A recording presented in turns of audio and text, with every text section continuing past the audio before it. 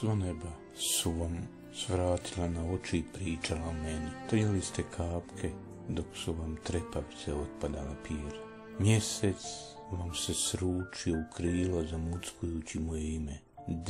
Divna, zvali ste me divna, moja divna. Čutali ste ljubav na mnogo jezika, a onda ste slovima lomili noge, pa su vaše reči puzeći svračale u moje oči.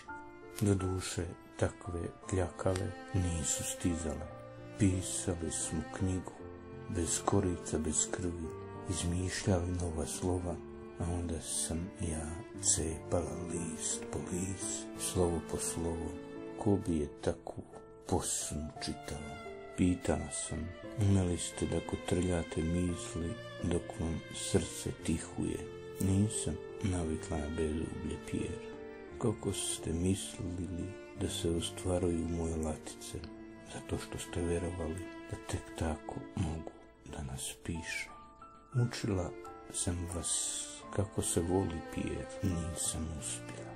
Srce vam se učaurilo, kuca samo da bi preživjeli. Nije ljubav igra, a igrati bez ljubavi ne umem. Pisati bez emocija ne mogu. Završili smo našu knjigu, a tačku nismo stavili. Prošlo je i ono čega nije bilo.